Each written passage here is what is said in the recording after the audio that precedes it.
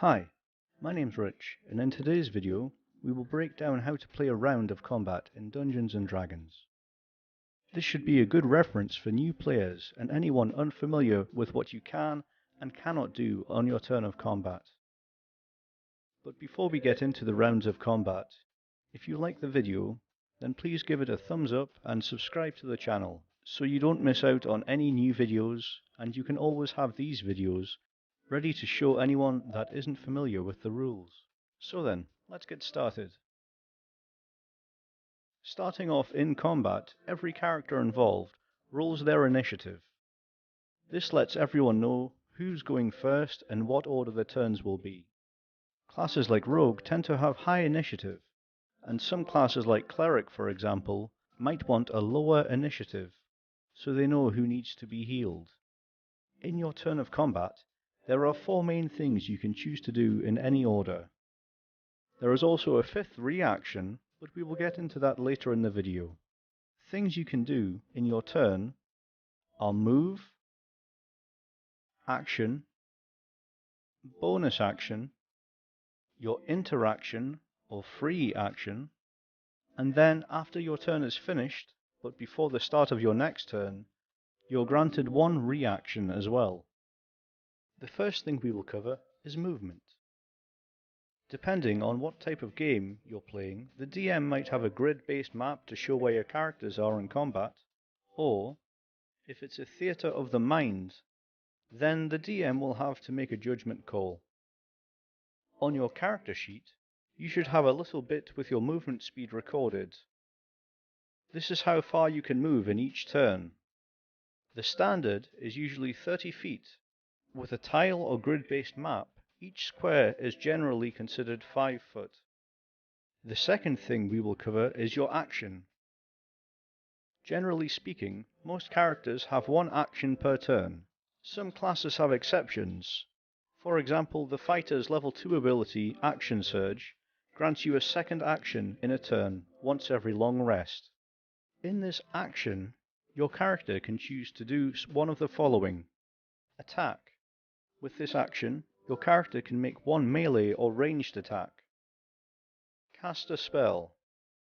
Make sure in the spell's description that the spell takes 1 action to cast. Dash. Use your action to move your movement speed an additional time. Disengage. Your movement doesn't provoke opportunity attacks for the rest of the turn. Hide. You can make a stealth check to become hidden. This is used a lot by rogues to get advantage on their next attack and trigger their sneak attack ability. Dodge. Until the start of your next turn, any attack roll made against you has disadvantage if you can see the attacker, and you make dexterity saving throws with advantage. Help.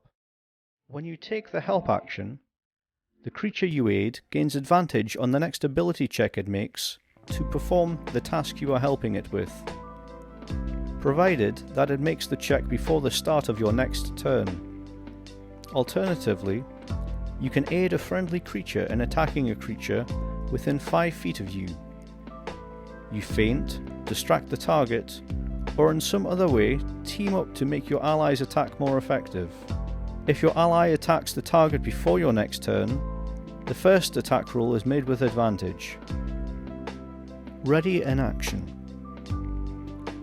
You can set up an action and a trigger event. If the trigger happens, then your character uses their reaction to perform the action. For example, if an archer doesn't see an enemy, he could ready his action to shoot an enemy when they come into his sight.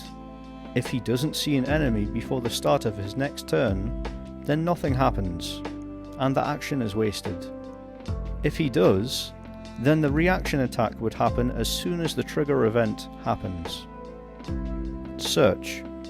The Dungeon Master can ask you to make a perception check or an investigation check as you spend your turn looking for an object. You can try to use an object with your action as well. This can be open to interpretation by the Dungeon Master and the player. You could also try to improvise an action.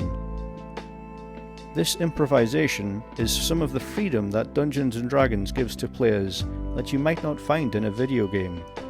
To summarise, with your action, you can choose to attack, cast a spell, dash, disengage, hide, dodge, help, ready in action, search, use an object, or improvise. The third thing you can do in your turn is to take a bonus action. Generally, these are reserved for making an attack with a second weapon, or casting a spell that only takes a bonus action to cast. If there is an ability that uses a bonus action, it will be noted in the description. If you don't do anything with your bonus action, don't feel like you've wasted your turn. These are only used in exceptional circumstances. Lastly, you can use your reaction. This is used after your turn ends and before your next turn begins, and you only get one of them per round. It's rarely used unless you have a specific scenario. For example, if someone you're in hand-to-hand combat with tries to run away, you would get a reaction attack if they don't disengage. Another example is if you have an action held, this will use your reaction.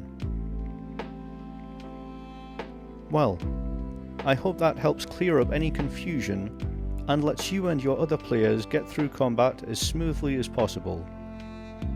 It isn't necessary, but it's usually considered good game manners to have your action lined up for your next turn in advance. This allows the combat to flow smoothly. For some players, there is nothing worse than having to wait 20 minutes between turns, while others like to have the time to plan out ahead.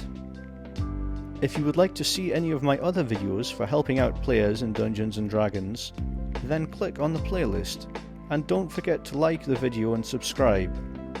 The more people like, the better we can grow this community. If I've missed anything out, please leave a comment below, and I'm sure to get back to you as soon as possible. Well, I hope you have a nice day. Goodbye.